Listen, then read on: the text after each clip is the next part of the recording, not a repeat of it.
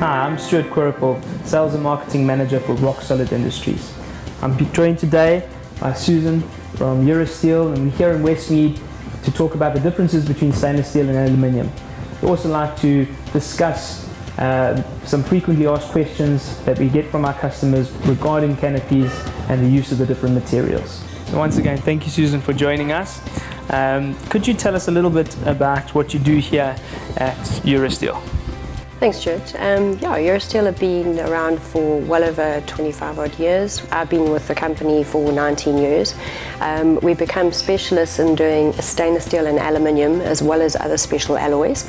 So we don't sell steel, we generally sell stainless and aluminium.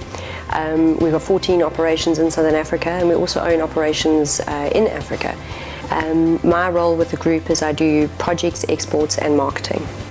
So Susan, we get a lot of customers that call in and email us and ask us for aluminium canopies. Now obviously we are known for stainless steel canopies, and that's the first response is, oh, sorry sir, ma'am, we manufacture stainless steel canopies. Immediately the question thereafter is, oh well, then it must weigh a lot more. Now from our experience, we know that some fiberglass canopies can weigh up to 120 kgs. Aluminium canopies are anywhere between 55 and say 65, 70 kgs. Our canopies weigh 75 kgs on a double cap. Could you elaborate a little bit more on the weight versus the thickness versus the strength of the different materials? With regards to stainless steel and aluminium, which are the two core products that we do sell, in stainless steel we call it grades. So you get different qualities of stainless steel. The one in particular that you build your canopies out of is known as a ferritic stainless steel, but we also stock a range of austenitic stainless steels. With regards to aluminium, we actually call it alloys. So it's just a different way of saying grades, but we say alloys. And that ranges from 1000 series right up to 6000 series. Aluminium is a third the weight of stainless steel. Stainless steel is very similar in weight to that of steel or carbon steel per se. Strength-wise, it's actually slightly stronger than most steels. When it comes to aluminium, on the other hand, you very often have to go up in thickness to get the same tensile strength that you have in stainless steel. But again, you get different alloys in aluminium and you get different grades in stainless steel, and every different grade has different tensile strength, and likewise with the aluminium. With regards to the canopies that RSI manufacture, you guys use a lot of 1.2 millimeter grade 409, and if you were to build the same canopy in aluminium, you would probably have to go a lot thicker to get the same tensile strength. But the general rule of thumb when it comes to stainless steel versus aluminium is you would always have to go thicker. We do sell both products, so it is horses for courses, and you would use different products for different application. Thanks for that, Susan. So we've chosen stainless steel for that specific reason. The OE manufacturers, the vehicle manufacturers, actually govern the weight that we can put on top of the canopy. So the canopy is designed to carry way more than 350, 400 kgs. However, anything more than that, the vehicle will become unstable. So a rooftop tent with two people inside, it's 350 odd kgs if they're big people, and that's kind of the maximum weight that the vehicle can carry. Although the canopy is designed to withstand a lot more weight than that. So it also comes down to static and dynamic loads. So when you're driving, 150 kgs is kind of the max that you want to put on top of any canopy because of the vehicle, not the canopy carrying capacity. So as you know, we use 409 automotive grade stainless steel for our canopies, and that was recommended through research and development with yourselves and various parties. One of the main reasons for the 409 was its weldability, and as you know, any canopy that's put together is welded in certain areas. Could you elaborate a little bit on the difference between aluminium and stainless steel when it comes to actual welding of the two materials? Sure. As you know, we do stainless and aluminium. The aluminium, when you weld aluminium, certain alloys sometimes are better at bending and not so great at being welded, and the other alloys, the marine grades in general, actually handle welding a lot better, but sometimes then you have to change your design to allow for bending. With regards to stainless steel, because of the different grades that we mentioned earlier, some of them react very differently when you weld them. The austenitic grades are sometimes known for stress corrosion cracking.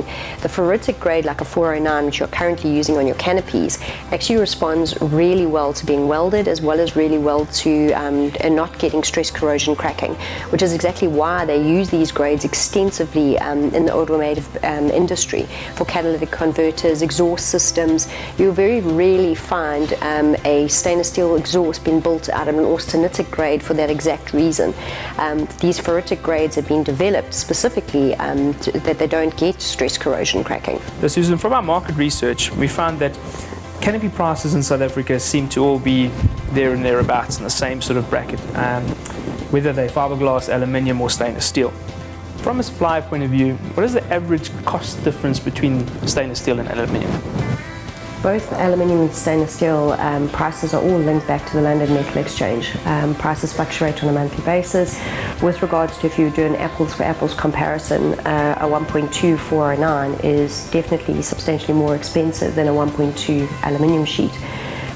But prices do vary depending on alloy, depending on grade, depending on a variety of other factors. So Susan, one of the big advantages that we have over our competitors is the fact that we can colour match the canopy perfectly to the customer's colour of their vehicle. And that is because over the last 4.5 years we've invested heavily in EuroSteel spray booths and in our factory to make sure that we have a state-of-the-art facility for spray painting our stainless steel. Could you just elaborate a little bit on the different ways of coating aluminium and stainless steel and what the guys use out in the market? So yes, the most common forms of coating aluminium and stainless steel is either your powder coating, alternatively the technique that you guys utilize with your spray booths and spraying the material. Susan, this brings us to the biggest question of the day, and the most important thing for us is, can stainless steel and aluminium rust? Sure, it's always a bit of a tricky question to answer because we're talking about so many different grades of stainless steel and so many different grades of aluminium. Aluminium doesn't rust per se, it's got no carbon, no iron in it, it's almost aluminium in its purest form. However, it does have what we call oxidization occurring. If left unpainted, aluminium will react with the outside environment and you get what we call white rust, which is just, you'll notice it on the surface area and it almost comes off like dust in your hands.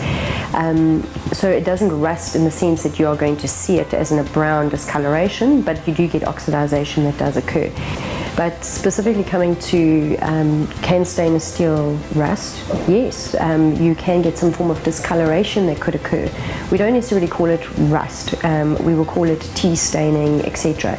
If exposed to a very harsh environment, so I'm talking about like sulfuric acid and really nasty chemicals, yes, that too can corrode and eat away at stainless steel, but it would also eat away at any other products too. With regards to actual rust, where it's flaking, as we know rust to be it, where it would actually rust a hole, like an old car where it would rust a hole in a car, you shouldn't experience that with stainless steel if it's on the back of a vehicle. In fact, the material that you use to build your canopies out of currently is a better quality steel than what most of the bakkies are actually built out of. So in theory, the canopy should outlast the bakkie. So as you know, Susan, we touched on our EuroSteel spray booths and the painting facilities that we have at our Westmead factory. And we're really proud that we recently had an independent test done on panels, sprayed panels, and we achieved 840-hour salt spray tests with absolutely zero blistering of the panels, which is really phenomenal. So the coating that we apply to the stainless steel, it really guarantees a high-end finish on our canopies. Well, Susan, it's been an absolute pleasure to be here today. Thank you so much for your expertise and for explaining the differences and pros and cons and advantages and disadvantages of stainless steel and aluminium to us. I've learned a lot, and I'm sure our customers can now make an educated decision when it comes to purchasing their canopy. We'd also just like to, from RSI's point of view, just really say thank you for everything that you've done for RSI over the last couple of years while we've been developing our product. It's been an absolute pleasure working with EuroSteel, and we look forward to continuing that relationship. Thank you. Oh, Stuart, likewise, thank you. Thanks for coming through to see us. We genuinely have always believed in building win-win relationships with our customers and being there for the long haul.